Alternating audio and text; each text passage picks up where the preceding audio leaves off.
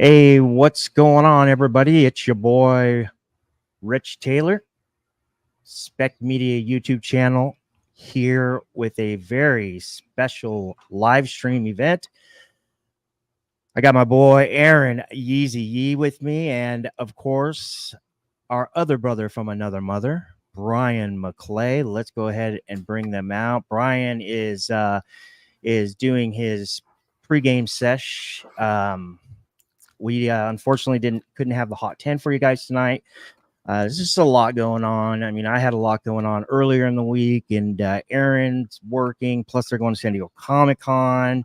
I mean, Aaron's got like, what do you have, like 3 or 4 dots you have to connect before you even get to San Diego? Oh yeah, so I'm flying into Phoenix and I land 12:25 on Tuesday. So I'm really stoked about that. And then Bryan and I are road tripping it up to San Diego. So you're muted. Oh shit! Sorry. Yeah, that's cool. Yeah. So you're gonna fly to Phoenix, right? You're gonna fly to Phoenix, and then Fine. Bryan's gonna pick you up, and then you guys are what, renting a car, or are you guys driving Bryan's car? Or? Yeah, I think we're renting a car, and then we're headed to then we're headed to San Diego. So I'm saying a day in Phoenix or whatever. So that'd be cool. I don't think I've ever hung out in Phoenix, so that'll be interesting. I used to go there when I was in 18 Visions and Excessive Force. We used to play there all the time. Excessive Force used to play there all the time with Ignite.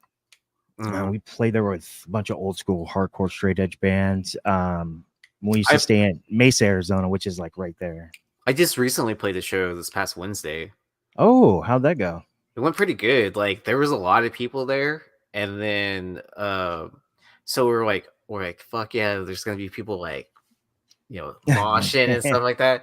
And then it was pretty tame, actually. I mean, there was a few kids that threw down, but like with how many people were there, I was expecting more people to I was expecting more bloody noses. I'll just put it that way. Yeah, for sure. Yeah. There's our guy. I just removed you from the. You jumped in on the sesh cam. Got it. Yeah. Oh wait, so did you hear what I? No, I didn't. Damn it! I was trying to make it subtle, like part of the podcast, but it was. I'm landing at 12:25. Okay, perfect. Perfect. You should go back and watch the beginning and see how I. Yeah, if you want Yee's itinerary, Bryan, you need to watch the rewind. See you later. It's pretty funny how I like. Because he's like, yeah, you have San Diego coming up, yeah, and I was like, yeah, I'm landing in Phoenix at 12:25. It's really part of my intro. That's awesome. Chucky Valdez says, "See y'all at San Diego Comic-Con." Hell yeah, yeah. Igor's in the house. Says, "Hey guys, happy Friday. Appreciate your brother." Chucky goes on and says, "Knights of the Abyss?" ? And then he goes on and says he lives in Mesa, Arizona. Arizona. Nice. Yeah, that's amazing. That's right by you, right, Bryan? That's where my parents used to live. My parents lived in East Mesa, and it was about an hour from me. So very cool. Lord Zero in the house. Don't get to Mesa much. Okay, gotcha. Yeah, Lord Zero's my dude. Shout out to Chris. He's my dispensary OG. Hell yeah. Really good dude. Comic fan. Watches all the shows. Appreciate him. Nice. Appreciate you, Lord Zero. I think this is his second time, so appreciate the follow, subscription, and thank you, Bryan, for hooking it up for the brothers. Duke Shepard says, "What up, guys? I'm glad you all appeared." What'd you say? I'm sorry, Aaron. Go ahead. Are they a rec shop? Because then I could stop by and meet them. No, you can stop by with me. They are a rec shop, so you could definitely stop by, but it's cheaper medical, so you just got to tell me what you want. Oh, gotcha. Do you have to pay a bunch of tax with medical, by the way? Because here, no, I got to pay a ton of taxes. Not with medical. That's one of the reasons that you get the medical, is so you don't have to pay the taxes, or pay as much, yeah. Yeah. Look at this. Doc Joe in the house gave us a Finsky. Says, can't give it to Stein, so here. Gosh, I appreciate your sloppy seconds, brother. No, I'm kidding. Hell yeah. Hell yeah. Appreciate you, Doc Joe. You're awesome. Look at that. Hell yeah. Appreciate you, Doc Joe. You're awesome. Look at this. Tiger Fett's in the house. He says, how's it going, dudes? Appreciate the very kind whatnot reviews and purchases. I hope I got everything right. If anything, like I always say in my whatnot shows, if anything caught you guys by surprise, something's missing or whatever the deal is, hit me up. I'll make it right. Always. Fedora's in the house. Respect, brother. Nice. Appreciate you. Constantino. Boys, hey, appreciate you, Constantino. I only see you on Monday, so it's pretty awesome to see the whole crew here. Brian's Comic Garage says, seems like a lot of us are in the valley. Is that Yes. in Arizona Valley? Okay. Mm-hmm. Mm-hmm. Ern Dickmeyer says, what's up, everybody? Hit that thumbs up. I agree with you. Appreciate that. All right. And then Igor says, so what's the spec on the PSA announcement, Rich? So we're going to get to that in a second. We'll let Aaron, that's Aaron's deal. I put some images together. We'll let him take the reins on that. But let's go ahead and start and get... Let me see here. I got to remove this, add this backstage. So let's get these images up and let's get rocking. I hope Ben Stein and Red Hook can make it, but I doubt it. I think Ben is just super swamped right now. Yeah. I mean, like, late evening, he was even out in the field, right? Yep. Well, I mean, I put in by the dead list early, like at 1:30 or 2, and I was like, all right, I got a head start on that. And then all of a sudden, everything we talked about. So I was like, okay. But are we postponing? Are we postponing? Or are we? Yes. Is it shows canceled? Well, we'll see. We'll see. Who knows? Okay, fair enough. Fair enough. All right, guys, let's go ahead and get into it. Appreciate you guys. This is a very special live stream. Of course, you guys would typically see all three of us at this time, but on the House of Stein YouTube channel, dual streamed through OBS on Beyond Wednesdays. So instead, we are here. Let's go. So Marvel takes action to prevent Deadpool and Wolverine spoilers from spreading. New article that dropped last night about 11:30 p.m. Pacific. As a worldwide release of DP3, aka Deadpool and Wolverine, swiftly approaches, Disney is taking action to prevent the upcoming spread of spoilers. Deadpool and Wolverine is the only MCU film to release in theaters this year, adding a level of pressure to its upcoming July 26th release. God, my eyes are getting bad. All right, so here we go. Disney hoping to prevent Deadpool and Wolverine spoilers. And just guys to let you know, most of you guys already know this, but there's already a major precedent is set with the Ant-Man. What was that, Ant-Man 3, Brian? That leaked and it just bombed in the theaters and they pulled Marvel Studio spoilers. Remember that season? Yeah. So that happened, and a lot of scoopers, insiders, moderators, and or just secondary market accounts, they're scared to leak this stuff now. According to Collider's Stephen Weintraub, Disney scheduled the first full press screenings of Deadpool and Wolverine to take place on Monday, July 22nd, just before the official release date to prevent spoilers from leaking online, which is kind of pretty normal. In addition, the social media reaction embargo lifts that night at 7 p.m. Pacific Standard Time, which is 10 p.m. Eastern, and the review embargo will lift on Tuesday, July 23rd at 3 p.m. Pacific. This creates a tight window between these first reactions when fans can begin watching Deadpool and Wolverine in theaters Thursday, July 25th, but the actual big premiere day is the next Friday. In an effort to prevent spoilers, Marvel Studios and Sony Pictures previously used this strategy with Spider-Man No Way Home, aligning its reaction and review embargo times with the end of the world premiere. Similarly, ahead of the press screenings of Doctor Strange 2, Marvel Studios disabled replies and comments on their official social media accounts. It's possible that the studio will use the same strategy when the time comes for Deadpool and Wolverine. So who will cameo in Deadpool and Wolverine? It's no secret. Deadpool and Wolverine will be bursting with tons of cameos from Fox's X-Men universe and beyond. Many characters from the Deadpool movies and, like I said, the Fox universe, live action universe, also the MCU. Confirmed cameos, though, are Tyler Mane as Sabretooth, Jennifer Gardner as Elektra, boo, Aaron Stanford as Pyro, Kelly Hu as Deathstrike, yes, Lady Deathstrike, hell yeah. Jason Fleming as Azazel, Ray Park as Toad, Danya Ramirez as Callisto. I don't know Callisto. Maybe I'm blanking. Kevin Nash as the Russian, and Eliath from Loki. Some of the speculated appearances are iconic figures like Professor X, Storm, and Cyclops from the X-Men universe. Even pop star Taylor Swift is rumored to make an appearance as Dazzler. I thought that was already debunked, but whatever. Actors like Patrick Stewart, Ian McKellen, blah blah blah, saying are like Holly Berry, James Marsden, Ben Affleck is rumored. Owen Wilson, Mr. Mobius is supposed to be in more, rumored to potentially appear. I'm guessing Mr. Mobius will probably have a bigger play in that because he's a TVA guy. However, Disney will try their best to not let any major spoilers leak during the week of Deadpool and Wolverine's blockbuster release. So it wasn't really a lot of news there, but it was kind of cool to know that those cameos, just kind of like a refresher or what have you. What do you guys think? Blade's supposed to be there. Not Wesley Snipes, but the dude from Onyx.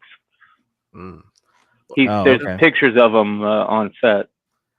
So what was that preview that a lot of people saw like overseas, where it was like 35 minutes of the film? And I heard, is that like a pre-screening kind of situation? So they do a pre-screen, and remember, Europe is always like a day ahead of us, right? Like 12 to 15 hours ahead. So they do these pre-screens for all the what are those called? The reviewers, critics. And then they do all the critics, and then they do another pre-screen for, I believe, like studio stuff like that weren't invited in the red carpet. The thing is, though, is that because of the internet, obviously people will take shots. Well, there's an NDA there that is called an embargo, right? Is that what it's called? It's called an embargo, and it typically lifts about 36 to 48 hours before the actual early release, which is Thursday. Well, so I was talking about the one that happened like a month ago. I don't know about a month ago. So can you give me more details? Yeah, so like that, it's like a pre-screening of like, and it was like 35 minutes of the film. I think they do this overseas or something like that. I don't really know exactly what that's about, but like I think it's like pre-screens, like just like a test audience, right? Because I know they do it for like other films. Like for instance, I saw like Tinker Tailor Soldier Spy like 2 months before it was actually released. Yeah, they said that. Yeah, I think so they did that test for this here like what, 2 weeks ago, right? A week and a half ago. I thought it was a while ago, like maybe like a month ago or something. I saw like 2 days ago on Reddit, they were saying that grown men were so happy they were crying when they were watching that. Oh wow! I mean, I heard it didn't give any major spoilers or anything like that within that first 35 minutes. Yeah. But just like you get a kind of like a taste of the film of how it's exactly. Exactly. So. Let's go ahead and get some questions from the chat before we move on to the next. Lord Zero says okay. Let me go ahead and continue. Says Lord Zero says nope. Rec plays like 26%. It's a lot on Rec Med is cheaper. Okay. So that's for the tax and the recreational for. Okay, gotcha. Yeah. Brian's Comic Garage says, don't you have to pay for the medical card like 300 plus? 170. I don't know. Maybe it was 300. I don't know. Gotcha. Lord Zero. Oh, sorry. Go ahead. But that averages out after over time, like over a year. You know what I mean? Oh yeah. It's sure. It's like one of those. As long as you're a frequent member card holder, that type of situation. Well, if you go like at least once a month and spend like $200, Yeah, exactly. Like it'll. What's 26% of 2,400? Yeah. So Chucky Valdez says, I hit on the screen. What do you say? I hit on the screening for SDCC. I usually stay away from Hall H, but stoked on the SDCC screening. Oh, you guys going to Hall H? So I put in my you had to sign up through email to try to get that I think it's a Thursday screening on Hall Mhm. at Hall H, and you could enter in for 2 tickets. Like Sean sent out the link, and I was like, oh, I signed up for 2 tickets just in case. I figured because everyone that was in the chat or in that group chat would sign up to try to go. And then if enough of us hit 2 tickets, right, then we could all go potentially. But I didn't hit, so Mm. yeah. Um, And then I saw that other people did hit as well, and they only got like 1 ticket. Interesting. But then I realized that it's like, oh, that's Thursday night. Like Bryan, Sean, and I are going. Got invited to a party that Big Clutch got us into. You know what I don't like about this kind of scenario? This is the only down part I don't like about this kind of movies. They're not like an Avengers movie. It's at that level, but it's a single character, and then they have all these extra. I just don't like when they have so many cameos. You don't know who's going to show up and who's not, and then they end up killing somebody, and you're totally bummed because you like that character, and then you find out it's like some weird variant. I just don't like when they do that. I really hope that characters like X-23, Dazzler, Lady Deadpool, I hope these characters have Lady Deathstrike. I hope these characters have really good, not really good, but at least like a decent, time on the screen to where it looks like they're coming back and they don't get killed. Sabretooth, right? Sabretooth. I thought that was an amazing clip that you sent me, Aaron. Yeah, so I'm pretty excited about the movie. Yeah. All right. Jonathan Majors MCU Kang replacement goes viral. Is it real? So it looks like Marvel has found its King replacement ? Fans are doubting the authenticity of recent reports saying the MCU has found its replacement actor for Jonathan Majors as Kang the Conqueror, but the rumor is trending. The reports originate from a mysterious press release that popped up online from the little-known Z News service. I don't know that. Seemingly revealing the major Marvel Studios announcement. The press release in question wrote that actor Keenan Clark, do you guys know him? I don't know him, was set to take over from Majors as Kang in the multiversal MCU badass origin. However, the release is very clearly fake. Oh, okay. So here's the guy right here. Has he found his replacement? And this guy is Keenan Clark. I'm not familiar with him. It says Clark has no major acting credits to his name, which was one of the things that tipped fans off to the potential disingenuous nature of the report. Also, as reported by Dexerto, the source of the press release itself does not look to be reputable at all, calling itself a leading news website that provides its readers with up-to-date and reliable information, end quote. And its bio on X, formerly Twitter, Z News Service, has a minuscule social following with mere 19 followers on Elon Musk's social platform, yet this rumor is trending. That's pretty interesting. Fooled me. So, all right. Now, we're going to talk a little bit about PSA grading services, grading comic books. Yeah, Aaron, what's going on here? So they announced in 2025 PSA is going to start grading comic books and magazines. So I thought that was kind of an interesting point because when I dropped off cards at a PSA booth, they were talking that this was already in internal discussions like way back in March. So I was like, it doesn't really surprise me. I really kind of brought this up more for the fact that, like, a lot of people are doing these reactionary videos to it and saying, like, competition is good, blah, blah, blah. Like, but my question is, PSA is like one of the only companies that's grading like Funko Pops. Like, how is that market going? Like, are people like banking off of that for selling PSA 10s of Funko Pops? Like, did they create a market for that? Like, where everyone's like, oh, I need to take my Funko Pops and grade them, or are they just leaving them?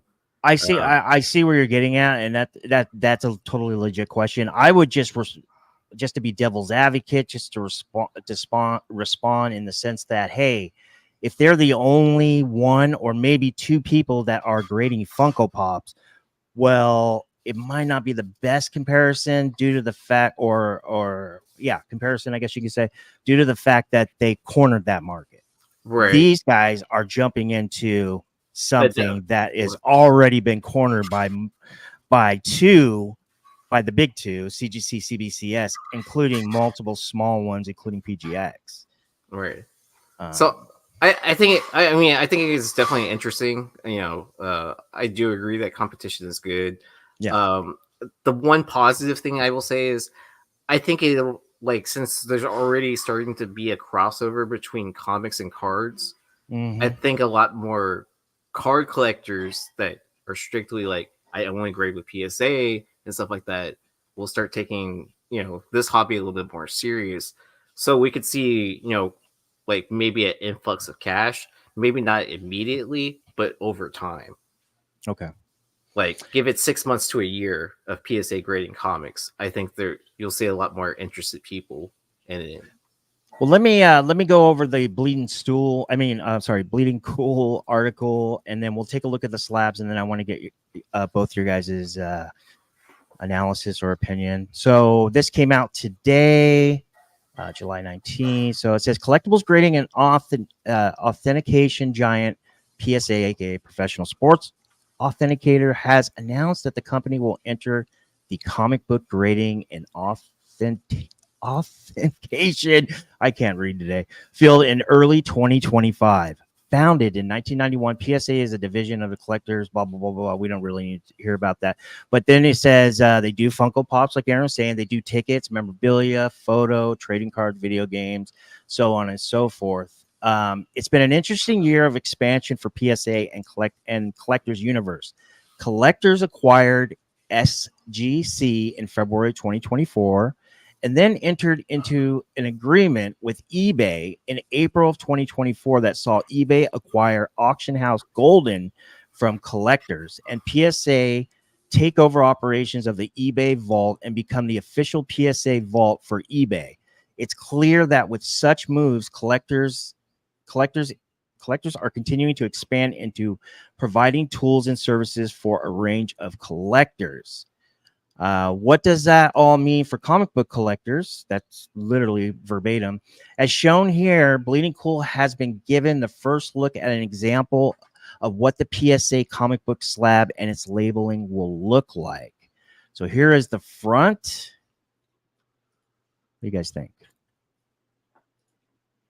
I don't like it. I mean, I don't like it. I like it better than CBCS's label. I mean, I think Swag was talking about this earlier on his video. Like, they have a branding logo for their labels, so they're going to stick to it, even if it's just a blown up version of it. So I don't disagree with that. Yeah.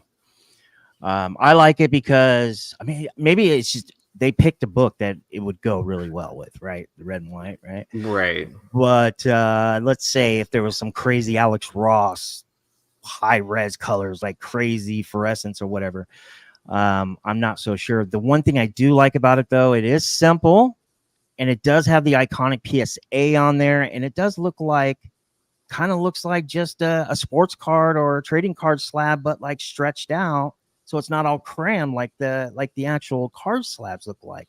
I don't think it's that bad. I'll be honest with you.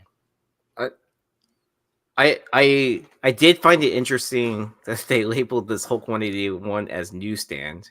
So I really hope that they have good people, like professional people that are into comics, to like catch these kind of mistakes, because the comic community is like not forgiving on that. And then if they make like several mistakes like this, they're gonna scream bloody Mary. The wasn't other all newsstand though? That wasn't they all newsstand? Yeah. Oh, I mean, technically they're all newsstand because there was no direct in 74. Yeah. Right during that time period. But I'm just saying in general, right? That you make sense. I agree with you. Comic book collectors are a little more sticklers than, you know what I mean? Yeah, I get you on that. Yeah. Here's the back. Be honest with you, I haven't held one of these slabs or whatever, but just looking at this, it looks like the actual slab is going to be very close to, I'm totally guessing, but it looks like the older CGC slab with the how it opens in the middle. Or still just gonna sides. look. I feel like it's still just gonna look like a giant card slab, Yeah. right?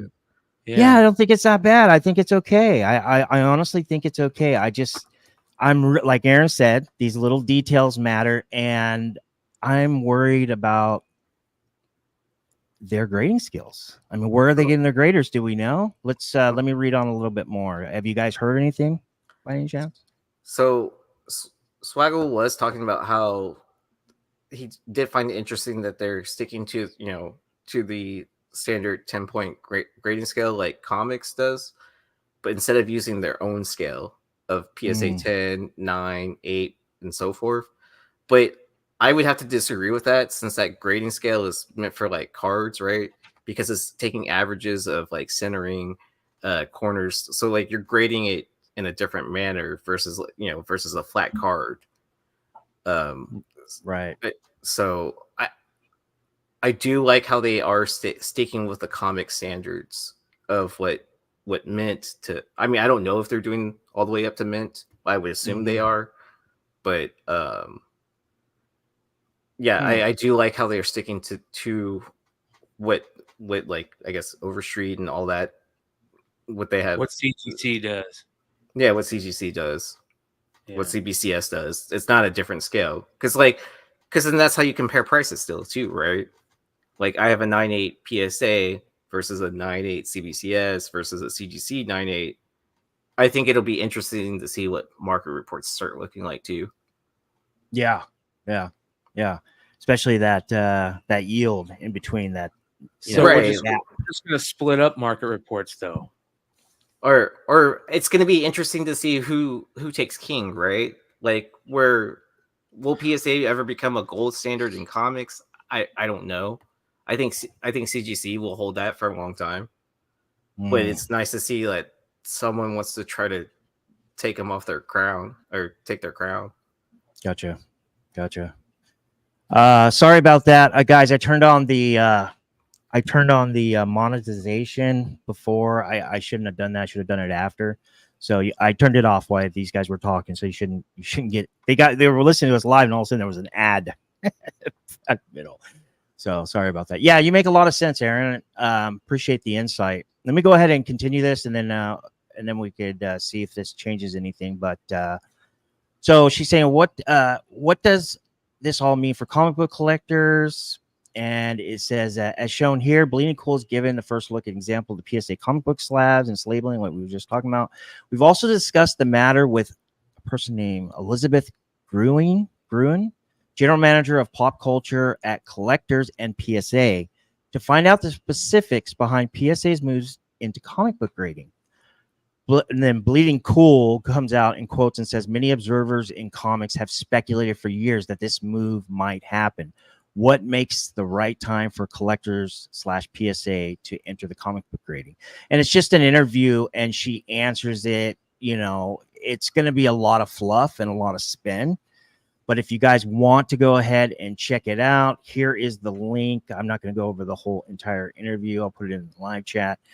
Let's go ahead and take a look at the slabs one more time. Here is your PSA comic book slab and a 9.4. And if you're watching Bleeding Cool, reach out to PSA and tell them to take that damn newsstand off of there for any books in 1974. Here's the back. Kind of looks a little cheesy, a little cheap, right? But I mean, that is promising that they're actually going to try to distinct between direct versus newsstands, like right off the bat, instead of having to catch up after 20 years of slabbing. Yeah, totally. Like, and then exactly. That's a great point. All right. Who is Red Hulk in Captain America Brave New World? New villain explained. We already know what it is. That's probably for the newbies, so to speak, but I'll go ahead and read this interview or this press release, so to speak. This came out right after the Captain America, maybe a day after the Captain America teaser dropped earlier this week. Marvel Studios released the first official trailer of Captain America Brave New World, including the first look at Marvel Studios' Red Hulk. Let's go ahead and check it out here. So here's, if you haven't seen it, this is what a lot of people are making their assumptions, their opinions on. I mean, this is just a point of view screenshot of a CGI character. Actually, it almost looks like they very raw. It's not even edited. But anyways, so I'm not sure if he's going to be that skinny or what have you. You got to wait till we actually see him on film. But right now, I mean, I'm just excited to see him. But anyways, the trailer does not show his face, but at the very end, Red Hulk catches Captain America's shield in midair, throws it into the ground. Fans can also hear a roar that sounds eerily similar to the Hulk's roar from past movies. The character who evolves into the Red Hulk is General Thaddeus Ross, aka Thunderbolt Ross, who will take office as the President of the United States in this upcoming movie. It says sequel, but I think it's part 3. Additionally, following the death of original star William Hurt, Star Wars and Indiana Jones icon, Harrison Ford will now take over the role. There he is. As you guys know, the full trailer for Captain America Brave New World can be seen below. If you guys have already seen it, I'm not going to go over it. With Red Hulk appearing in the final seconds at the 144 mark. We could watch that. We'll go to the 144 mark. I just don't want to get dinged or whatever. So let's go here. All right, here we go.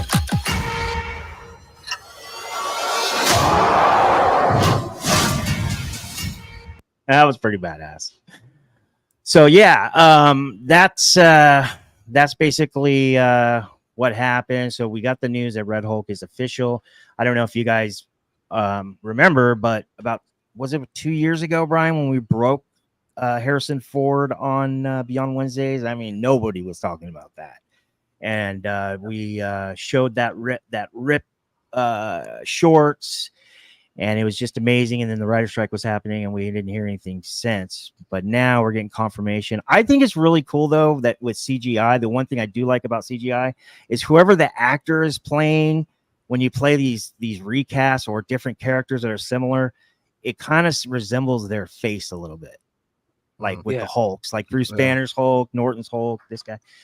But anyways, yeah, so I'm really excited. I was looking at a few lists today, not including our list, but a couple in particular.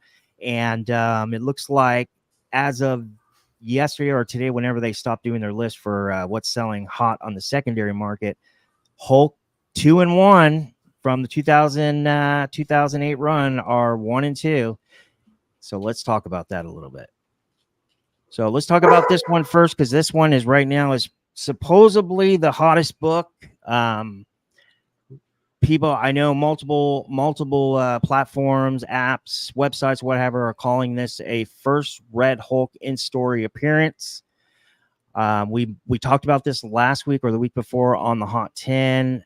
Bryan and I were discussing how he shows up in issue 1. He's all over it, but the difference is that the narrator is talking. There's two things going on. The narrator is talking in past tense about what happened, so it looks like a vision, or I'm not sure, maybe the person that witnessed all this is wearing a green goggles or what have you, but that character is all over that book. But let's go ahead and look at and it has nothing to do with newsstand. I just had this picture. So look at here. So this is the beginning of the story of Hulk #1 from the 2008 run.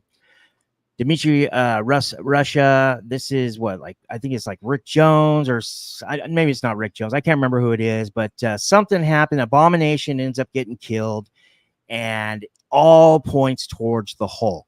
But these guys know that Bruce Banner is currently in prison 6 miles away in a underground, deep black site CIA type prison that he's not getting away. So, let's see. Lord Bookin says issue 2 is the first appearance. What is the argument against it? So let's go ahead and we'll talk about that right now. So here he is right there. There's Abomination on the bottom right. That is your Hulk. That is your Red Hulk, but he is not red, but that's him. That is Red Hulk. That is his first or Thaddeus Ross Hulk, I should say. Okay. There's Abomination in him. They're talking, going back and forth. Here's another panel. That is Thaddeus Ross's Hulk. Here is another panel. Him killing Abomination. Sorry about that. There he is again, way small, way down there. There's his fist that many people call a first cameo. There he is again. And if you say that is not Thaddeus Ross's Hulk, who is the Red Hulk, then I don't know what to tell you. Read the story. You haven't read the story. You haven't read the story, and yeah, exactly. And like Bryan was saying, you know, if you read the story and you actually absorb it, and then you read into issue 2 and 3, it doesn't take a brain surgeon to realize this is the same character. So the actual terminology should be Red Hulk's first appearance, and then in issue 2, or you could say Thaddeus Ross's Hulk's first appearance, and then you could say in issue 2, it's his first time he's shown as Red. Okay, but it's the same character. It's the same character. It's issue 1 is the first. Now you guys can probably find footage on me at Flipside. And I'm being completely honest here, I have for a long time said exactly what Lord of Brooklyn's saying. A lot of these guys are saying that issue 2 is the first, da-da-da-da-da-da-da. And then I had to honestly put down my egos. And by the way, I don't own either of these books, by the way. Don't own either of these books. I've owned them many times, got rid of them, don't have any investment here. I had to put down my pride and actually go back and read this thing, absorb it, and go, man, this is actually his first appearance. The difference is that one part he's green and one part he's red. And we know with Thaddeus Ross's origin that he was never a green Hulk. He was always a Red Hulk. So this is either a story that's being told from a green lens viewfinder, which I don't really think could be it, or it's just the narrator talking about what happened, and these are visions, right? Does that make sense? Oh, like where it's signifying that it's in the past and stuff like that. That's like a recall memory. Exactly. Exactly. But do you know who the best person would be to ask this? Who? Nate. He's colorblind, so. But yeah, that's a good point. I like that. You can't really. There's nothing really to say after that. I mean, you're kind of stuck. I mean, that is Thaddeus Ross as Hulk right there, and he is the Red Hulk. He was never green, so this particular situation is I could see where it's convoluted, but when you have peers and platforms that people look to for information, and there's dead set on calling this that he's not in the book. I mean, literally saying he's not in story. That's false. That is false. What do you think, Bryan? There he's again. I already, yeah. My thought process is he's number 1 is his first appearance. Period. Full. You can call it whatever you want. He's fully on the cover and he's fully in the comic. He's just not red. I mean, you know, that's it. He's just not red. And I could probably, he's red on the cover. It's not, I get you guys. It's not in story. We get that. But, you know, remember, I mean, he's on the cover. They are teasing him on the cover. And then you go into the guts and you're reading all about him. I mean, it doesn't take a brain surgeon to go, well, is that really the same Red Hulk? Because all you have to do is look at the faces. They're exactly the same. Hold on. John says this in the comments. He goes, but how can a green Hulk be a Red Hulk? LOL. If Abomination were red in the story, would it be the first appearance of Red Abomination? You know what we need to do? Quit calling it Red Hulk and Green Hulk. We call it Banner and Ross Hulk. There you go. That end earlier. Story. Perfect. First appearance of Thaddeus Ross Hulk. Game over. You don't have to worry about this Red Hulk bullshit anymore. There you go. And this is actually that's actually really smart. You said that because earlier today I was going to go, man, this terminology has been so twisted up. People are confused here. It's Thaddeus Ross's Hulk. He's only been red one whole time. And then there's Bruce Banner Hulk. There's Jen Walters She-Hulk, so on and so forth. Same character. It's just a different shade of color. What were you going to say, Aaron? So I was going to say, like, So whenever you're digging through like the Hulk sections of books, and they put it in like chronological order of when the book was released, right? So before 2008, you're looking through, you see Green Hulk, and then all of a sudden you hit the 2008 section. It's nothing but like Red Hulk covers throughout the entire section of the run, anyways. Yeah, and then right after that, you move into the next Hulk run, and it's green. So I mean, I don't. Are you saying you skip issue 1 as considering that part of the Red Hulk run? yeah. I mean, that, and if you actually like these guys are saying, you actually read it and absorb it. It's so important because you don't even, if you go right into 2, you're just going to be like, okay, what's going on here? They're going to start talking about how the Abomination. Why is there a new Abomination? What happened to the old Abomination? Like what? Because that Thaddeus Ross's Hulk killed him, but unfortunately, the book is being told from a retrospect, or at least the panels are green. And it's kind of weird. It looks like Visions to me. I don't know if it's, somebody told me it was viewfinders. I couldn't, some kind of green viewfinders. It looks like what do you call that? They do it in Star Wars all the time. They call them first appearances, visions, or I don't know. Anyways, they're talking about the past, and that's what they're talking about because they're trying to figure out who is this Hulk that killed the Abomination, and at the same token, is he in our crew? And the whole time Ross is there. So, but anyways, let's go on to issue 2. So last time on the Hulk, Bruce Banner, stricken by gamma rays, turns into the Hulk. As you guys know, Abomination died. Okay. Iron Man, She-Hulk, General Thunderbolt Ross, Dr. Leonard Sampson, and S.H.I.E.L.D. Deputy Commander Maria Hill are on the trail to kill her. Iron Man, She-Hulk, General Thunderbolt Ross, Dr. Leon Sampson, and are on the, okay, got that already. All leads point to the Hulk, but how can that be when Banner is 6 miles underground in a government containment facility from which there is no escape? Meanwhile, Rick Jones, a longtime friend of Banner's, who, I think they were trying to pawn it on during the story, at least Ross was, has woken up on the Alaskan frontier shirtless without his memory. Could he be the killer they are desperate to find? And there he is again. That's the first time he shows up in 2. That is the same damn character.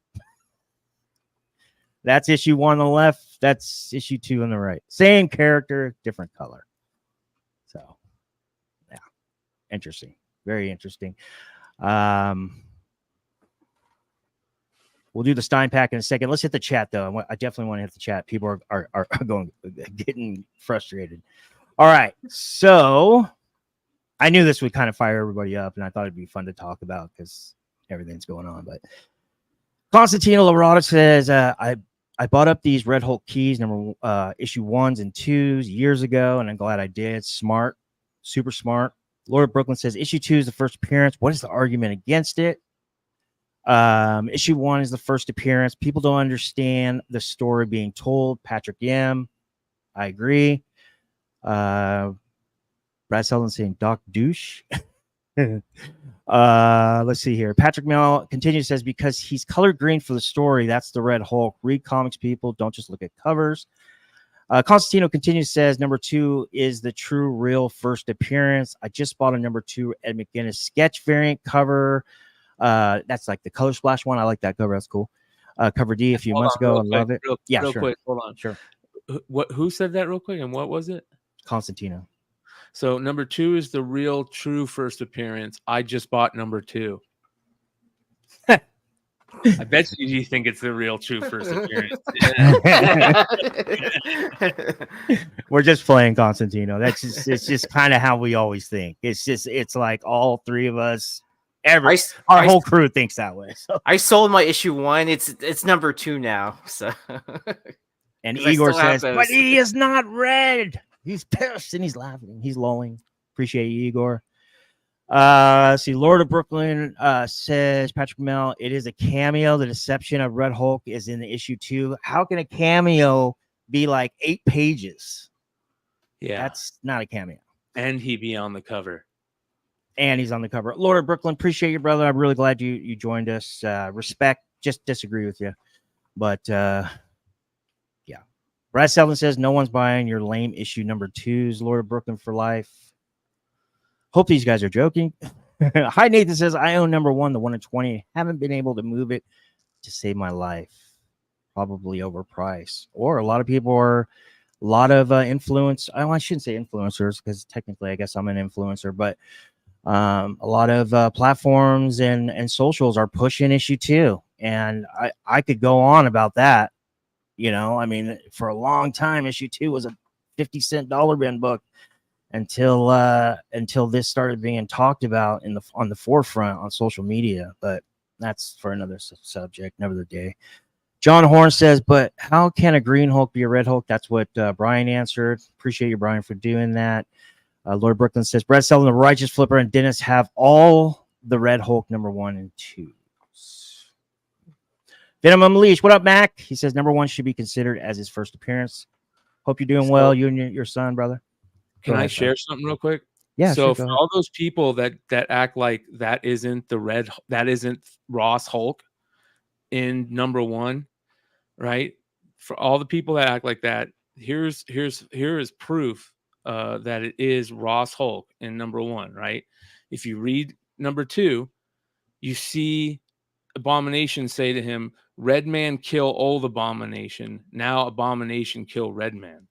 Basically talking about that first fight, right? You killed old Abomination. Now I'm going to kill you. So that's, if you just read the story, it tells you that. You're right. That's strong. Wrong, right? That goes right. Actually, I didn't talk about this a second ago, but the little girl here is telling Iron Man about what she saw, and she says in her own language he was red. And then what's her name here she says red. He says red. So that's him. That is your first appearance of the Red Hulk. Hey, I like issue 2. I like that color splash partial sketch that somebody just grabbed. I appreciate the incentives. I really like almost every book in there. But I'm sorry, that is the second full appearance of the Red Hulk in issue 2. I think the terminology should be, this is the first time seen in red. I tell you what, I think that if the movie is good and the Red Hulk is good in that whole run, like Aaron talked about, is going to be on fire because there's so many good variants in that entire run. Oh yeah. I mean, there's other first appearances within that run too, as well, right? She-Hulk, the Red She-Hulk, right? Her first appearance within that, which is like, what is it, 13, 14, 17, or 18? So like 14 second print, first cover, not in the guts at all, not even green or red or whatever. And then 15 is actually, she makes like the last 2 pages, and it's in like 4 or 5 panels, and then second appearance or first full or whatever you want to call it, 16. And then you have all the Red She-Hulk stuff at the end, 58, 59. Yeah. Has the first that one of those variants is the very first Scotty Young baby variant. Yeah, that's a good one too. Yeah. Right? Am I wrong? Yeah. No, you're right. It's one of them. It's one of the very early ones. Can't find that thing. I think it was a qualifier too. There's Red She-Hulk 58. I think. Yeah, the Greg Horn Red She-Hulk is money. Same one. Oh, same issue. Yeah. But then you also have those 1 in 500 McGinnis. Yeah, those are badass too. Yeah. I mean, there's still some really good covers, I think sleeper covers within that run that people are just like kind of like, if you're sitting here like worried about issues 1 and 2, like there's a whole run to worry about in all reality. Like, yeah. So I probably put a lot more slides and did way more work than I should have. But I just wanted to bring to attention that the little girl, actually, I'm glad Bryan and you're here. Actually, you guys are awesome. I didn't talk to them about this at all. Just like 5-10 minutes before, I was like, hey, we're going to talk about this. And these guys literally just ad-libbed what I was thinking by saying, with that little girl saying, hey, he was red. The fact that Bryan went back and the Abomination was saying Red Man killed me, And then I wanted to put these two together. They're obviously the same character, but one is the color red and the other is the color green. And as you guys can see, the background of the green panels, also, I want to bring this to the attention, is green, meaning like everything around it is green except the gun and the boom boom. So meaning that this, like I was saying, this is either being seen through like a night vision scope or something, helmet or thermal a guy. thermal, right? Or this is just the artist's way of explaining a retrospect, but he put his own flashback. The writer probably Yeah. said, hey, you need to do this, so they don't know exactly who it is. They have an idea, yada yada. You know what I mean? That's a writer thing right there. If it's not a writer thing, it could be an editor thing too. Yeah, definitely. Either or. You guys have pickups? Yeah, I have a few pickups. Go ahead and let's do some pickups, and I'm gonna reveal my Stein pack, and then break some cards if you guys want to hang out. Cool. I'll hang out to chat. So, dude, I can't believe those Series 2 hangers, man. They are crazy good. So I finally opened this package. The Star Wars John Tyler Christopher. It's not that bad. Kind of Yeah. like it in hand. Which one? The Boba JTC. Fett, the JTC. Oh yeah, that looks way better. Yeah. And then of course you have to get the N Carbonite. Yeah. I still don't like that black edge. It looks weird. Yeah. They should have just it does have some depth to it where, like, I don't know if you can see it. There's like a line in this corner to give it depth. Yeah. That's kind of cool. Yeah, I like that a lot. That's cool. That kind of gets washed out in the what's it called? And then money I shouldn't have been spending while chilling on Bryan's show. So something stealing the children, Jennifer's, and I think this was like what, a 150? Did that drop last Wednesday? Maybe like 2 weeks ago or something like that. Where were you covering New Comic Book Day on Wednesday, and you got all excited? And yeah, I was like, oh, I want to buy that. I was like, I could have bought that. I was like, I could have bought that OA, but I didn't. So I'll settle with the cover. I did get some cards in, so picked up a no big deal, a John Morant Zebra. I mean, Nike's doing they're doing a version 2 of his shoes that's supposed to drop in the fall. So obviously he's going to be healthy again from after not playing for a full season. So his cards are down. So I'm buying up cards. I don't like, I have quite the Jaw collection, but I wouldn't mind selling some of these once he starts balling again. But here's one of my favorite cards I picked up. This is a 2013 Allen and Ginter Illuminati card, PSA 10. Yeah. I love it. So yeah, it's just, I thought when I saw this, I was like, kind of like, I've never seen this insert. Like, I know Allen and Ginter does all kinds of crazy stuff all the time, but I was like, kind of like, I have to have that. Yeah, Bryan's been telling me he's been hunting that egg for how long, Bryan? I'm kidding. When I first got back, you don't remember, he's probably too baked, but when I first got back into cards, I used to text Bryan all the time, Aaron. Hey, are these good? Are these good? And long story short, he would be like, yes, no, stay away. Basically 90% he would say stay away. But then I was like, Allen and Ginter, they got so much. He's like, stay away from Allen and Ginter, stupid egg cards. And I was like, egg cards? And then I did the research, and the egg is like an SSP or something. So is that it? What about you, Bryan? Igor sent me a big box of stuff. I don't have it right yet. It's downstairs, but I did open it. It's got a lot of cool shit in it that I'm going to be, I got books for all you guys. So, and then Igor wants to jump on. And then he's just DM'd me. I got, I think I have some stuff in my mailbox I got to go get. Oh, yeah, I guess I should check to see if I got a Stein pack if you got yours. Yeah. So, Igor, I sent you a link. This is off the cuff Friday night. Anybody's welcome to join. You know how we do it. Just be respectful, of course, and make sure your cam's on and your mic is working. So Yeah, I got it. Okay, check your IG. Okay. So while he's doing that, I'll go ahead and do the reveal of the Stein pack. I had to bail, so I don't really. Well, I do know now because I just couldn't wait, but I was going to do it totally blind. I hadn't seen the rewind or anything. But let me go over my pickups first. So this is what we're giving away tonight.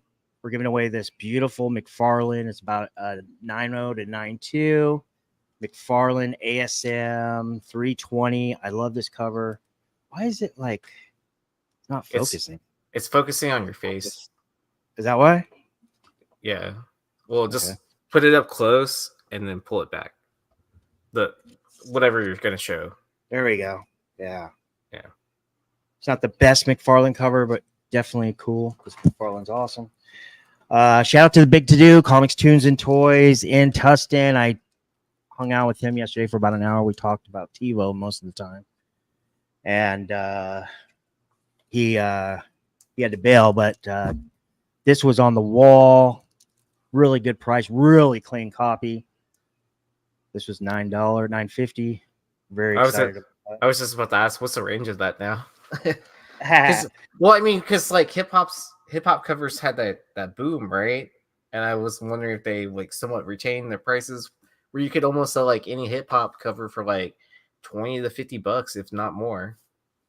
Appreciate you, Lord Zero. Became a member. You're our 5th member. Awesome, man. I have I'm really glad you joined. I'll be doing the FOC and New Comic Book Day videos. We'll do a test run this week, and then I'm going to send everybody something this week. So make sure you DM me your mailing address at your work or wherever you get stuff, because I'm going to be sending all the members something this week. Since we have a low amount, I want to make sure you guys are taken care of before I drop the videos. All right.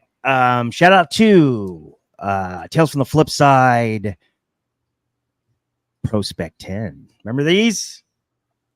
Oh yeah. So here, sorry, go ahead, Aaron. I was gonna say also the second prints. I remember we were always talking about second print. Yeah, the second print, like sketches or whatever with the blue. So this is the O'Malley variant for of Young Avengers 1 from the second volume. Obviously, we've heard some pretty rough news about the live action, and it was starting to literally line up like all these same characters were going to be the Young Avengers. This was actually a retailer unlock variant or percentile qualifier. These were really tough to get. I don't remember what the ratio, what issue you had to buy to unlock these, but it's a cool cover. It's got all of them on there. It was only $10. Here, I got this one. Shout out to Dazzler. Got this one. I don't really like it, but I just got it because if I find these facsimile 1 in 25s on the secondary market or in shops and they're ratio or below and they're cool, if I have the money, I'm gonna grab at least one of them, because as much shit I've been talking on them and how much I don't believe in them, there's always that slight chance where these things just become just completely sought after and ghosts, because every time I see one of these come out, they literally sell out so fast everywhere. And they've been on our list. Like, if there's been 5 of them, 4 of them have been on our Hot 10 list. So I'm just like, hey, you know what? So I got this one. Dazzler's a 130 facsimile. It's not the best art, but it's kind of cool. And then, Bryan, is this Sam Keith? This is Sam Keith cover, right? Yeah, that's the Jay Lee. The back cover is the very first Jay Lee published art. In the very first Jay Lee published art. So Bryan showed us that recently, and I got 2 of them for $4 a piece. Not newsstands, but I was looking for the newsstand, of course. And then I really like this cover. I think it's kick ass. This was only like $2 or $4. I like this one. So that's it for those comics. And then let's get into the House of Stein pack number 9 unboxing. Oh, I also got this one too. I don't know anything about this. I didn't even pull Key Collector, but this was one of the most expensive ones in his dollar bin box, back issue box. And I really like the cover. That's Sam Keith as well. I really like Sam Keith. So. All right. So just to let you guys know, scheduled to be on the show with with Ben and these guys, and some stuff happened, so I couldn't be there. I had to bail, and I've just been really busy. I haven't had time to even look at any YouTube or anything like that. So last week was it last week we did the show, or was it the week before? We did the show last week, right? Yeah, we did the show last week. Do you mean this past Tuesday or the week before? Hot 10. We did the Hot 10 last week, right? Yeah, we did the Hot 10 last week. Yeah, we did the Hot 10 last week. So I was like, oh, I know what it was. Okay, so it was like an hour before the show, and Ben texted me or DM me, and he's like, "Hey, did you see what you got in your pack?" And I was like, I didn't even know what he was talking about. And I'm like, pack? Like cards? And he's like, no. I go, oh, the mystery boxes. I wasn't even thinking Stein pack. He's like, LOL, yeah. And I go, oh, no, I forgot. I was totally forgot. I had no idea. I mean, I did, but I forgot. So I was like, no. And I'm like, oh, now I'm excited. So I'm not going to tell you. It's going to be a secret. So we went in there, and Bryan wasn't aware. Bryan, we were backstage or maybe live. I don't remember, but Bryan was going on about it. And I threw off my headphones, and I was like, I don't want to hear, like, you know what I mean? I didn't really care, to be honest with you. But then I begged him, tell me now. So let's see. They said I got something that I've been looking for a long time. And shout out to Ben Stein at the House of Stein. He took care of all four of us, Bryan, Aaron, Red Hood, and I, and hooked us up with a pack. And this is like very rare. This isn't something he normally does. And it's not something we typically want to ever accept because it's his income for his channel. But oh man, y'all really appreciate it. Y'all didn't have to pay for your packs. It takes time. What is that money for? Shut the front door. All right. As you can see, what also comes with the Stein pack is a free pack of bubble wrap. So I could use these for whatnot. That's for sure. Hell yeah. I like how Stein sends his slabs. It's always like super secure. Oh wow! Is this like the big one or something? Well, he had a 9.9 of that within the packs, but I would definitely consider that within the top. Who pulled the 9.9? Remember? I saw it. Online. And I was like, oh, dude, with that gold, it looks so sick. Who was it?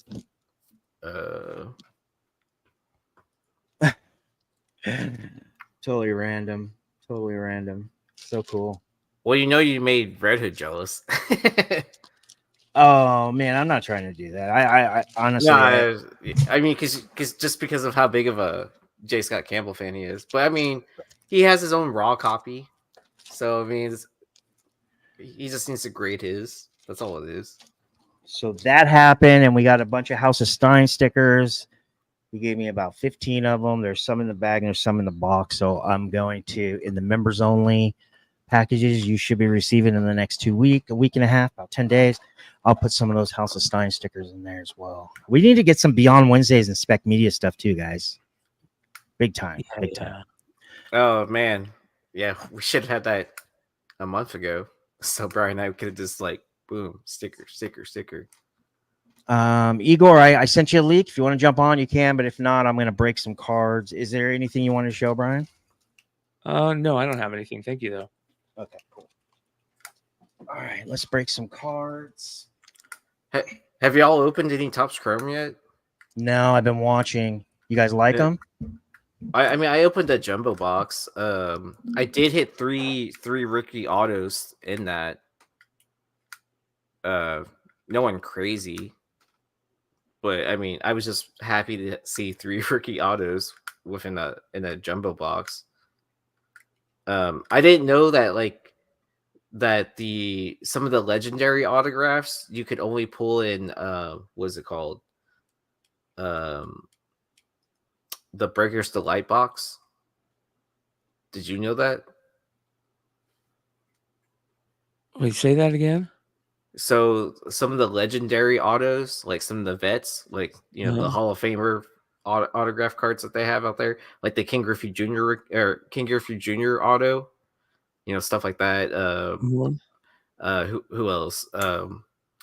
just just some of the all-time big legends. Like you can only pull those in the breakers That's to life. bullshit. Yeah, That's bullshit. That's garbage. Yeah, I'm surprised you didn't hear about that. I saw they pulled a black Ken Griffey Jr. the other night. That was gorgeous. Yeah, that card's beautiful. Yeah. Like I was surprised someone already pulled the Jackson Holiday Superfractor auto. Already? Yep. Oh. I think that was pulled on release day. But I mean, like, you still have some big names in there, right? You still have the Jason Dominguez 1/1. There's a Ellie Chrome floating around out there. So when Series 2 came out, Series 2 hangers, I was like, I'm gonna save all these. Well, when did they come out? About a month ago? A little less, right? Yeah. I can't. And I do have one. You went full crackhead mode on it? Yeah. So you're like, I just gotta rip it. Like, I'm just gonna rip it. Yep. Man, it's gonna look funky, but who cares? All right, here we go. Oh, by the way, Sprite Tic Tacs. Ooh. Oh, what? That sounds, Mm-hmm. dude. That sounds dope. Mm-hmm. And I was looking for Coke, but I'm like, nah, I guess not Coke because it stains your teeth. All right. It also gets you high. Does it? Oh, you're talking about the package. All right, here we go. So this is what we're going to do here. We're going to go ahead and give this Series 1 away right now to somebody in the chat. And I'm going to break it for you. And whatever you get, you're going to get the hits out of it. All right.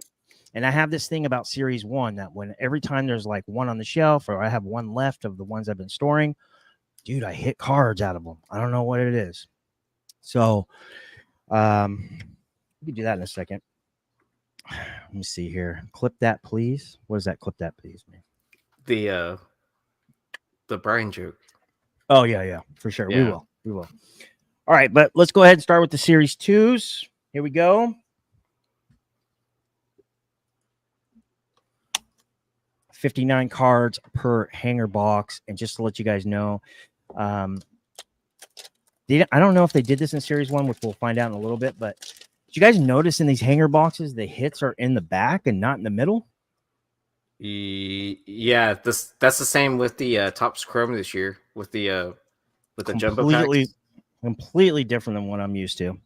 Like I noticed that every single card was like something like it was like insert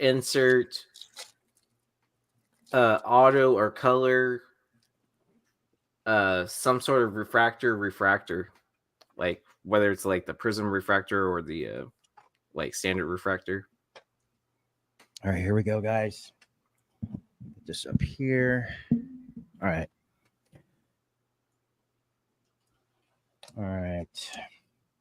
My buddy said he's like, hey, in Series 2 you need to go slow because some of the move it to your right a little. Some of the sorry. Some of the golden image variations and I forgot. Oh, I got a Marte. He said some of them aren't backwards. Oh, really? Down. Yeah, so you have to really be careful.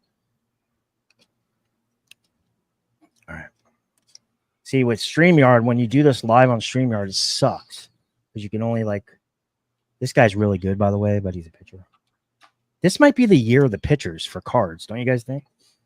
Oh, with like Paul Sinks and Skeens, yeah. Who like especially with like what Yamamoto, and then what's his name from Chicago? Iganmaga or that Japanese guy, Tristan Gray. A lot of Japanese players too are starting to show up in the league. Yeah, that's great. I love that. And when the Americans show up in the Japanese league, they're usually washed. They can't make it. But when the Japanese come over here, they're great. That's awesome. All right. Let me see. Okay, I got some backwards cards coming up here, guys. Sosa. Andre Lipkis, man, I pull this guy all the time. Okay, here we go.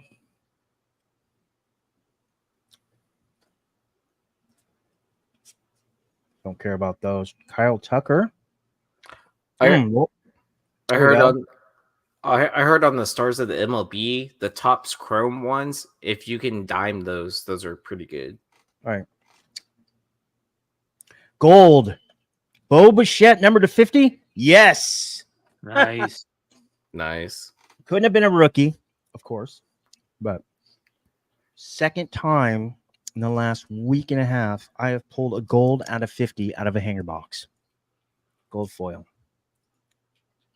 So at least Bo Bichette's a star player. And then Randy Johnson on the Diamondbacks. Nice. So I think this one's actually pretty cool. I don't really like these yellow borders, but with the A's, I think it's awesome. Looks cool. All right. I like the Aquas from Fanatics. The what? The Aqua.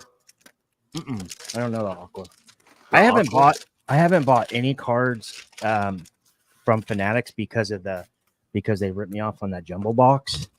So I just or not jumbo box, hobby box. Oh, yeah, jumbo box series 2. I haven't bought any. I haven't bought anything from them since 2022. Let's see if I can find any. I don't think I have any really close to me. Do you guys know about this guy Caminero? Any good? Caminero? No, Alexander Caminero. He's a rookie this year. All right, let's see. Okay, there is McCutcheon. That's a kind of a crazy photo now. Ooh, Pete Crow Armstrong. Did they send him back? Do you guys know? Is it back down? I don't know. I haven't heard much about him. Kenta Maeda. I can't even see. Sorry, guys. It sucks on stream, right? Okay, Hanafi, Tuve, Bordeaux, Jordan Wicks again. Gavin Lux sucks. PPO. Is he hurt? No, he starts like he sits every third game. He's playing right now.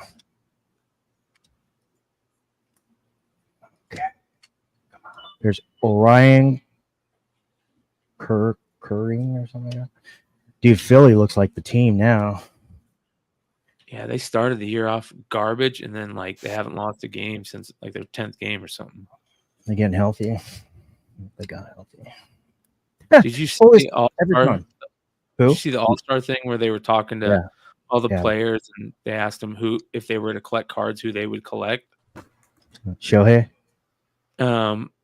Bryce Harper said Young, or said what's his name from the Yankees? Judge.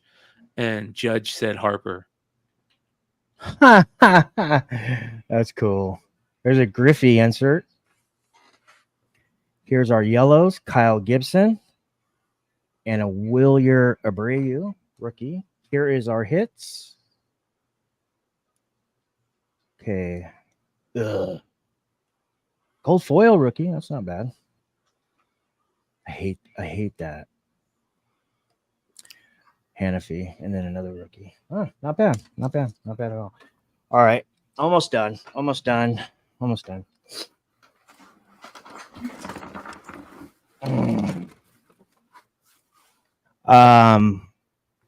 Sorry guys, I can't see the chat. I'm doing this, but I'll get to your questions after I'm done. I appreciate you guys. You guys are awesome. Thanks for hanging out, Brian and Yee. Appears all are memorized looking at cards. Wow. This is the first time I've pulled Austin Wells base. He's actually looks like the guy in for catcher for the Yankees. All right, Ross Stripling, Junior Caminero. I want his image variation. Come on, I want a Jackson Holiday image variation. Okay, Tyler Cropley, Badu, Haniger. Come on now. Jacob Young. I love these hanger boxes, man. I don't even want to buy anything else but the hanger boxes, and they're only $12-13. So you're basically saying hangers are bangers then? Hangers are bangers. I love them. I love them. There's a Yama. Yoshi. I love that name, Yoshi. Reminds me of Mario Kart. All right. Here we go. His last name seems like an anime name. The Yamamoto. They're funny, dude. All right, let's see. Dynamic Duo. That's Real Muto, and I think Nola. Batten. Okay, here we go. Weston Wilson, Alvarado, Matt Olson, Chrome. Okay, here is our yellows. Alex Call and trash. Here is. I used to just not even look at the stars of the MLB, but now I do because I pulled a Turner numbered 75 the other day, red one. Oh, really? Yeah, never seen a parallel for that. There's a Mike Trout 89, and here is our hit. Yay! Psych. Yeah, $2.99. $3.99. Yeah. All right, last one, and we'll do the giveaway with for you guys. Because I know a lot of you guys hate cards and are total comic snobs, and I totally get that. I used to totally be that way. Yeah, I blame this guy. No, I'm just And joking. Exactly. And then I met Bryan, and he turned me to the dark side. No, and now I'm all it was is like I was like, "Hey, Bryan, I'm at a Barnes and Noble. They have a bunch of yeah, like something exactly. called Bowman mega boxes. Are you interested in those?" He's like, "How many can you buy?" I was like, "Well, they have a sign that says I can only buy 3 per day, but I'll come back.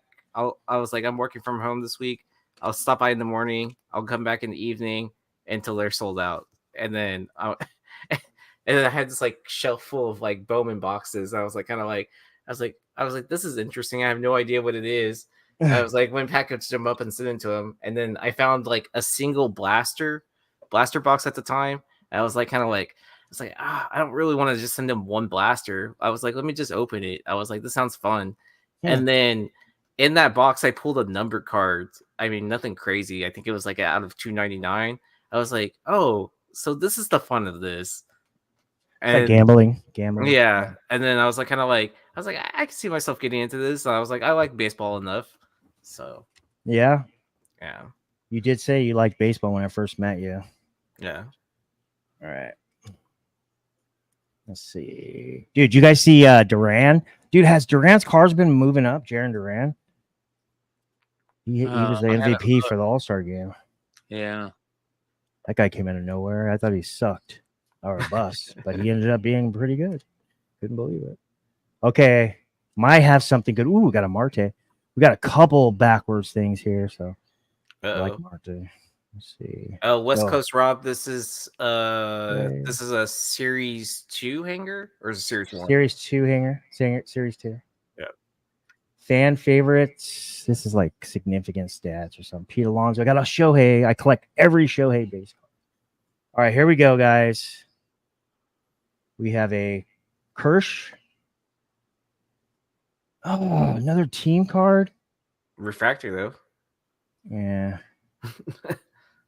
What is going on with these? So this is like the third time I've pulled these ATLs or whatever, and they're always backwards, but they're like, I don't know if they're SP or not. No, I don't think they are.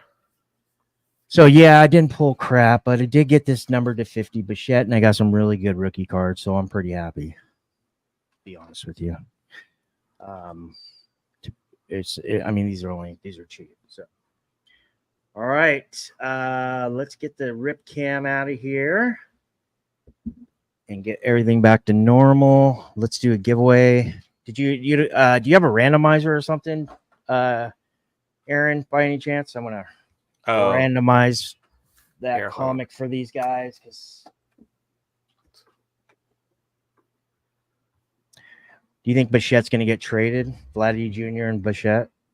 Yeah. Bryan? Yeah. Okay, so all people have to do is just write something in chat. It doesn't matter what. Just as long as you're in chat typing something, you're entered into the giveaway. All right. So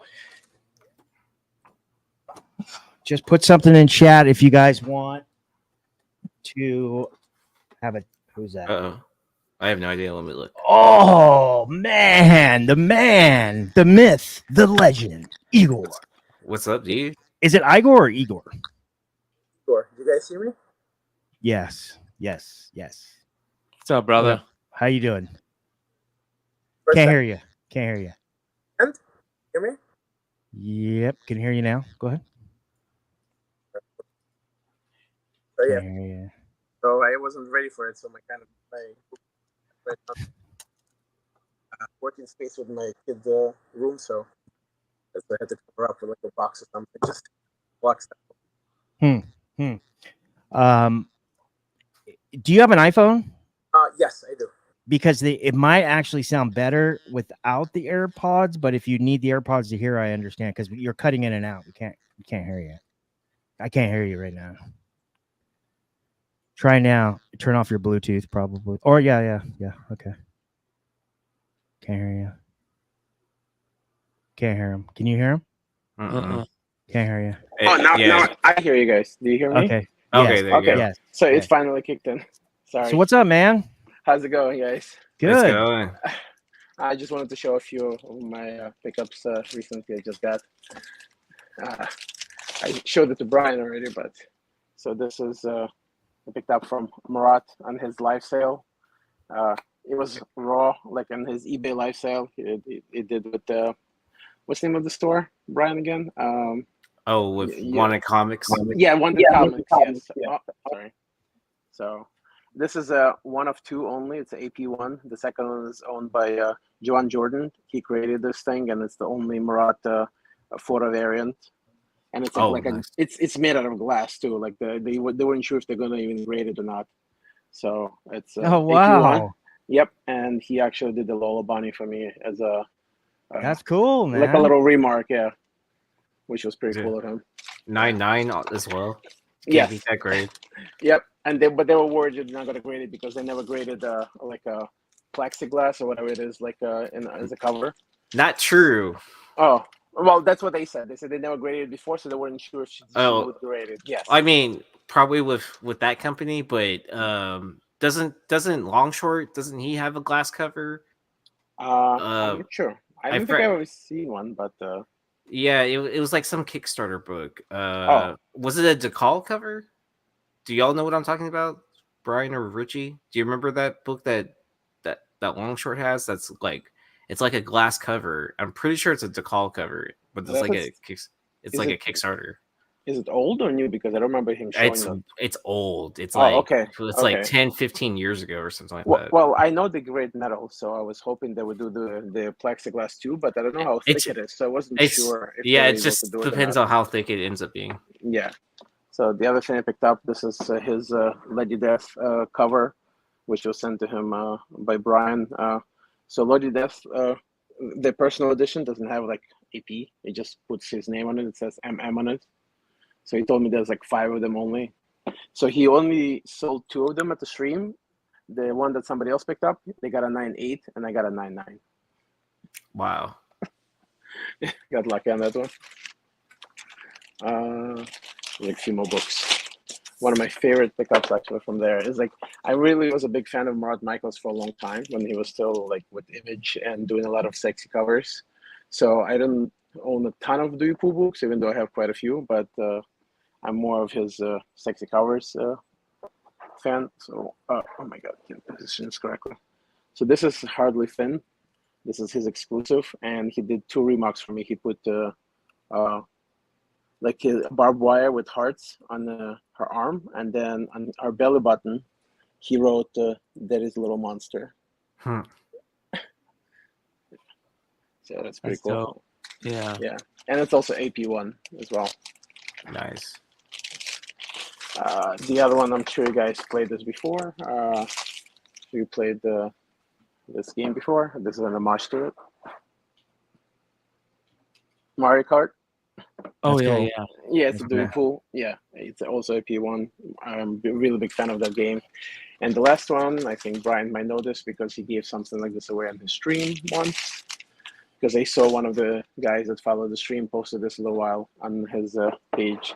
This is AP1 metal 9.9. Richie, I already have 25 entries.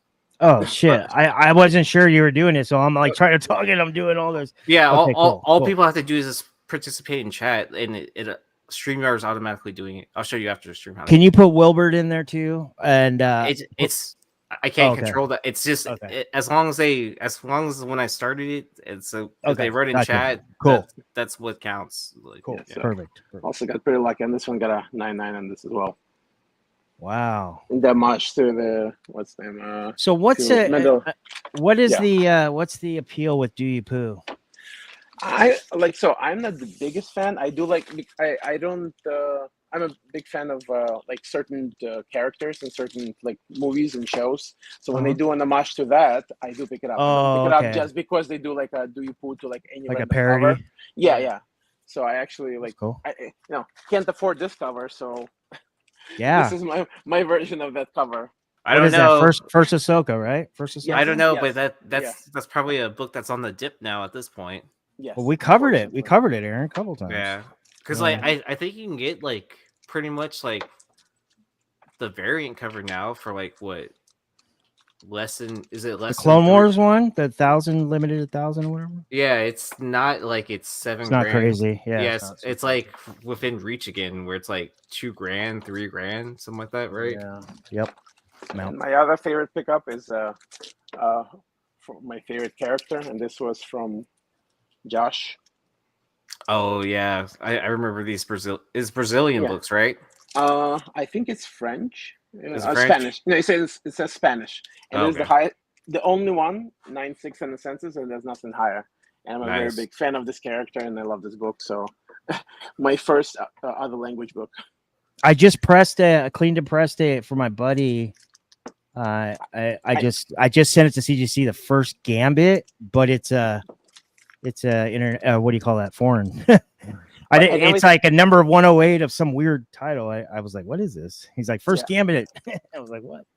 When I first looked for the foreign, it didn't look like the same cover, but this is the first time that I've seen it's like I guess it's a magazine size. That's why it's different. So it's pretty cool. So it's slightly different from the original cover. Did that say off white to white pages? Yes, it does say that. Yeah. Wow, that's interesting. Mhm. Yeah, but yeah, this was pretty cool. Like, definitely one of my favorite pickups so far. Yeah, cool. Yeah. Thanks, guys. Is this your Appreciate it first very time? much, Is this your first time on? on the stream? Yes. Yeah, I haven't jumped on Bryan's stream yet or anybody else's stream because, like I said, my office kind of is a little mess right now because, like, I'm sharing it like a living room with my kids as my office because my wife used to be in school, so she had like our bedroom as her office. So I did everything in the living room, and it's kind of because the kids use it, so it's not as clean and set up. So that's why I never tried to even jump on before. Right on. Yeah, you're welcome anytime, brother. Anytime. Thank you, appreciate it. Thank you, guys. Yeah, you can stick around. You don't have to bail. Yeah. Okay, sounds good. All right. So we're gonna give away right now Oh, this McFarlane ASM 320. I love this this cover. It's not, like I said, it's not the craziest McFarlane cover, but it's just not a lot. I don't imagine there's too many on the pop. There's just not a lot of people talking about this Assassination Nation plot, part 1 of 6. So, all right. There's only 26 entries, but 37 people watching. So this is your last chance. Let me enter my computer. But let me take off my shirt and flex. Hang on a second. No, I'm kidding. I do the truffle shuffle. No, I'm kidding. I'm just excited about San Diego Comic Con. You know, I get to walk around with Bryan and Big Leg. I hope people think I'm famous, that I have like bodyguards and stuff like that. I'm so jealous, guys. San Diego Comic Con is one of the cons I always wanted to visit. And unfortunately, because I live in New York, that's the only show that I ever get to attend. What part of New York? Schedule.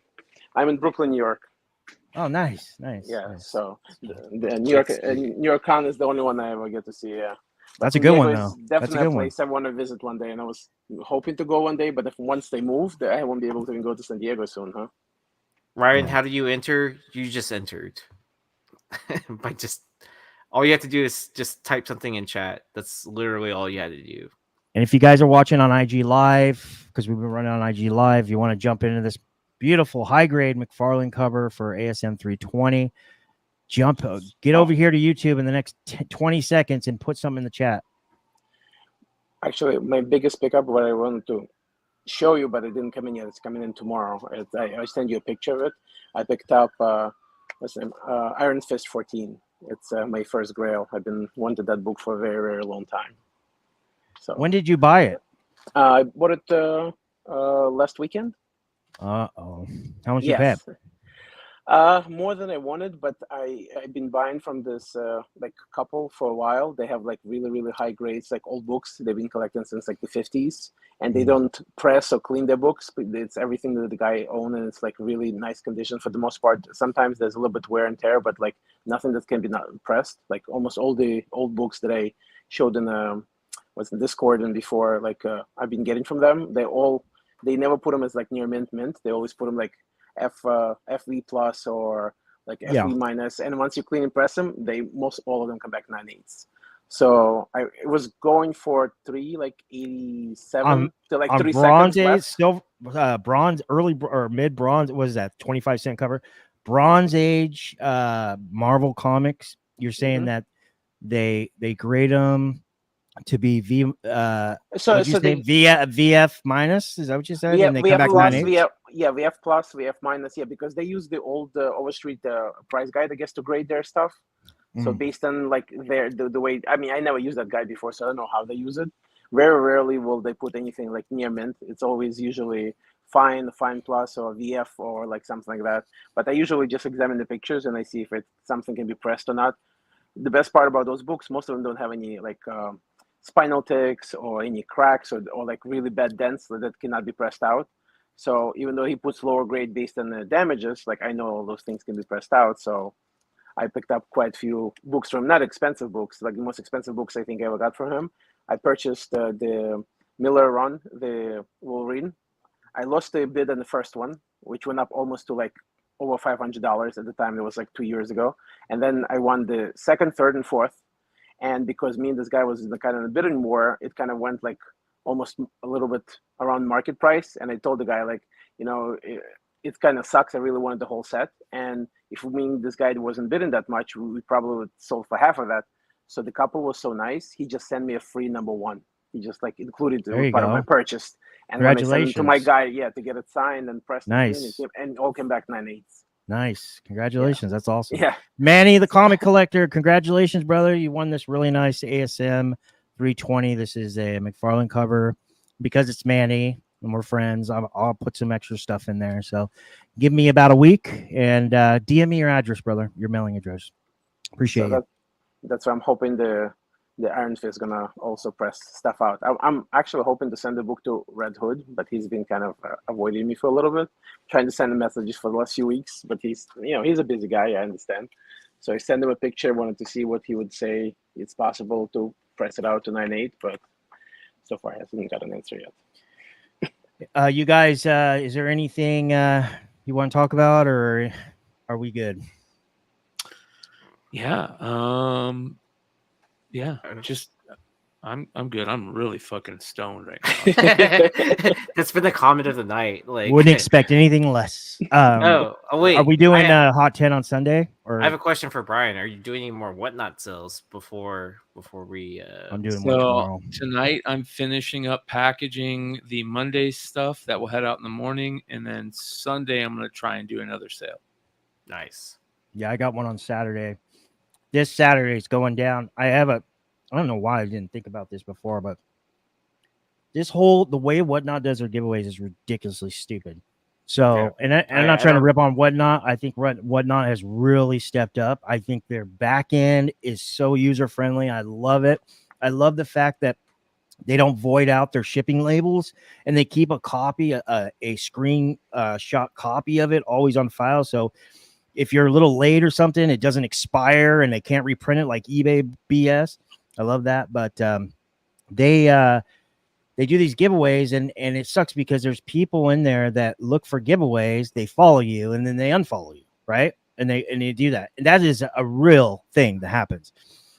Well, now I'm not going to do giveaways anymore. I'm going to give away a book every single time an auction or buy it now, bin or BO is purchased. Every single time. I'm not even going to tell. At first, I'm going to try to do like a surprise. It won't be cheesy books. And then if it's like a good book or whatever, I'm gonna be like, there's gonna be a real good one after. We'll see how it works. But every single one, I'm gonna give away at least one comic. I have so many comics here from doing FOC spec, from incentives and stuff that were key issues that I'm just never bagged and boarded. Tons of them that I want to go ahead and hook people up with. So Didn't they change that now you can giveaways to like people who only purchase, so this way there's no people who just have streams just to get free giveaways? well, they give you a choice now. It says you can do that, but after the giveaway. So Okay. when the guy follows you, you have to Mhm. do the giveaway. You have to do the Mhm. giveaway. Even if he doesn't win, hmm then you can go ahead and do followers only, right? Mhm. Just do followers only. If Mhm. he unfollows you, he's not going to be Mhm. involved. He has to follow you. No, I But thought they actually have to purchase something from me. It's like a purchase. no, Like they don't do that. no, I- they don't. Really? Yeah, I mean, Oh. I've been looking for it. So if you can find it, tell me. I But saw it's one of my ridiculous. friends did it like a few weeks ago, and I think he set it up where if you didn't purchase anything, you just can't enter the giveaway. That it's or what's the name of buyers only giveaway. Yeah, No, you didn't see that? Okay. I've been looking for it, and I've been Mhm. calling for it for a long time for them to Mhm. do that. But I don't think they're really focused on giveaways, Oh. to be honest with you. So, but I mean, I know that I can tell Whatnot really invested a lot of time and money into what they did because it's a really good app now. I really like it a lot. I like the fact there's a lot of different comic sellers. There's store variant people, there's all those people, there's the sexy covers people, but then there's like people like us that speculators or have back issues that need to unload stuff or whatever. I like that mix, that hodgepodge. I don't like going to an app and just seeing a bunch of store variants. You know what I mean? Yes, Store variants. yes, Store variants. exactly. It's just so irritable. Well, I like the way Bryan does his shows. I've been watching him for the last two times he did the shows. Like I used to be a very big Whatnot person, like from 2021 to like late 2023. I used to be there like every day, all day long. So, but like after buying a lot of Whatnot garbage, I got off of it and I have not purchased anything there since, except for one thing. What, like 2 months ago, I bought a Scott Williams actual OA from my friend's stream. That's the first purchase I made like almost over a year. But the Awesome. way Bryan does it is just like better than anybody else. Because most people, like one thing I always hate about Whatnot, so they go like, so this is the book for sale, let's say. This is the book, right? So yeah, and they're talking about a book, but they're not saying anything about the condition of the book. And they usually do like, what's called, what's that, the 10-second thing. Sudden death. Yeah, sudden death. So you have no time to look at the book, and you have no time even to do the research, like to see like what would be a fair price. So like yeah, the countdown is going. So you either bid or you're not. So you usually end up like if you want the book, you might bid more than it's worth, and you would never know. And then when the book comes in, the book is not the condition that you think it is. But then what he showed you, it's really what it was. Wasn't lying to you, but he never just really described it. Bryan describes everything. Like he tells you the condition, he tells you the history of the book. Like that, it gives people time to think about it if they want to make a purchase or not. So his stream was actually really good. I wish he was there when I was buying stuff like years ago. I would buy a lot more stuff for Bryan than other people. I need to start adding more time to it because I only do like 20 or 30 seconds. And you just said something that I didn't even think of, which is I do 2 minutes. Yeah, that's smart, Richie. That's smart because you give not people a lot enough time to look it up. Well, No, so I mean, we were early adopters onto Whatnot for comic sales, anyways. Like I think all three of us were within the first 100 seller or first whatever 20. it's yeah, something like that. And then, anyways, like so, it's hard for us to break our old habits of how we used to sell when we first jumped on because like some of the earliest comic sellers on there were just people dumping trash on the app.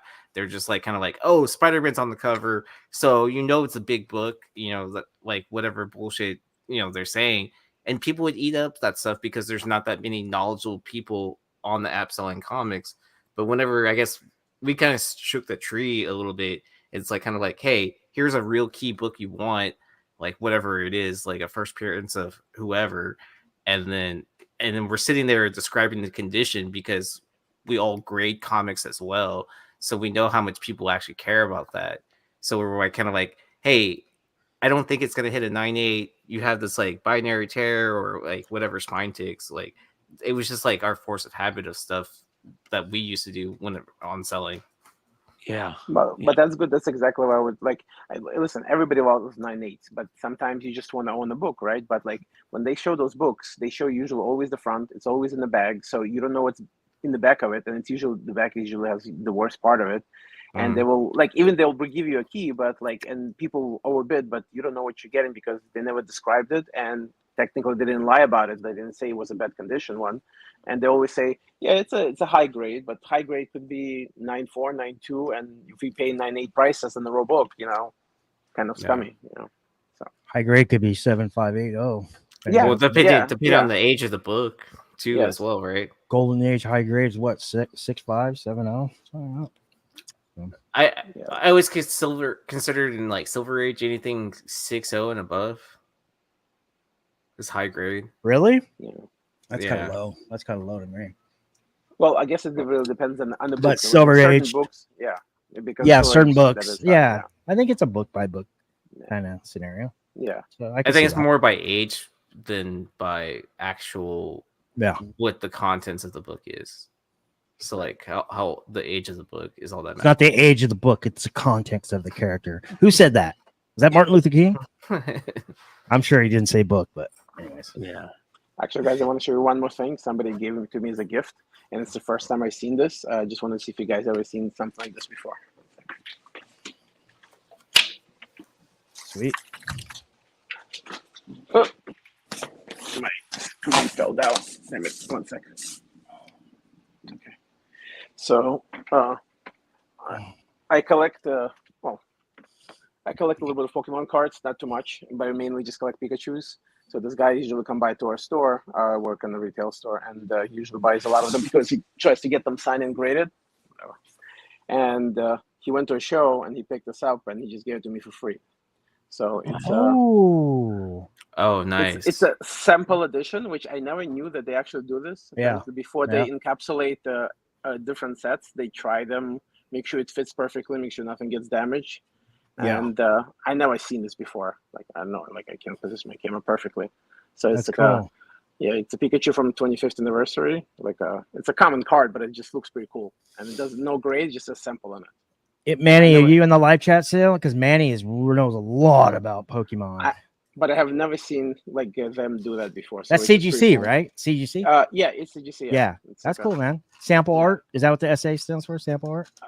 I think it's before they encapsulate any new set before they come out, they just run a few cards inside to make sure everything's good. So they call them like sample editions. I don't know how they sell them or who they give them away to, but I see them online once in a while after I saw this. But I never seen anything like this before. I wonder if they do this for sports cards and other things as well. If there's like a sample edition. I don't think they do sports cards. I think they have like a sister company under their umbrella. No, it's all under CGC now at this point in time. Sports cards too? Yeah, they changed it. I don't remember how long ago, but they got rid of that separate branding, so it's all CGC now. Oh, you're talking about the CCG or whatever? Well, no, because CGC.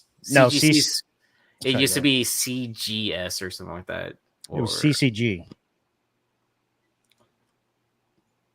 Yeah, no, it started with a C as well. CCS? Yeah, I know. That's why I said CCG. I think it was like because it wasn't SGC. It was CCG. I think it was CSG, wasn't it? Yeah, CSG. Yeah, actually, you might be right. Yeah, CSG. No, it's CCG right here. Looking at it. Is it? Did they merge or are they still on the?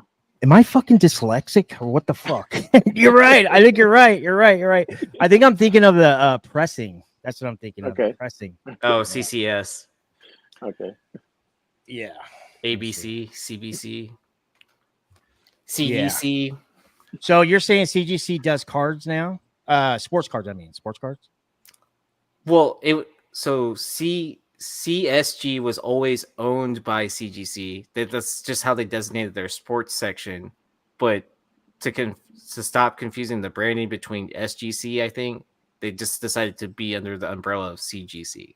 So it says, what is CGC card grading in July 2024? CCG will combine CGC trading cards and certified sports guarantee CSG into CGC cards. So CCG, what I'm talking about is actually the corporation name, right?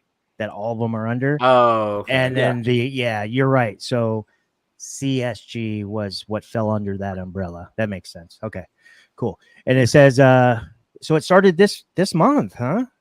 No, Or was it last year? it was probably last year. Oh, 2023, June 2023. Yeah, so July 2023. Interesting. Have you guys seen any sports cards with those CGC slabs on them? Yeah, they changed up the label too, so it's not the blue label like what IGOR has. It's No. It's still it's not a universal label like this, like it's the comics. no, they have for sports. It's like a black label or something like that. No. All right, fellas. I got to get going. My dad is sleeping, and I got stuff to do tomorrow. Is there anything else you want to talk about, you guys? Or are we good? Really good. Yeah. Do you guys think we'll have a hot 10 on Sunday? I'm not sure. It's all up to Stein. And he's still on site. For those of you guys that don't know, Stein's job, sometimes he has to go out of the state and go to places that are been hit by storms and stuff. So when that happens, he sometimes he doesn't get a chance to do the hot 10. So he's not leaving my garage until he finishes his assessment. Yeah. That's funny. Yeah. I mean, because you're going to San Diego next week, and we have to still talk about that. I mean, is it just going to be me, Ben, and Red Hood, or are you gonna? Probably what I'll do is I'll just give you the templates, and you can just do a template show. You can fill out the templates, and you and Red Hood and Ben can do it. So I don't need to actually make like images. I can just put them in the overlays in the StreamYard. Yeah. Perfect. Hey Bryan, are you going to be doing like a streaming walkthrough as you're walking through the show, or like talking to people or anything like that? I'll be going live on all kinds of stuff. So, that's the plan. Just whenever I get a chance, I'll be live on YouTube or IG or,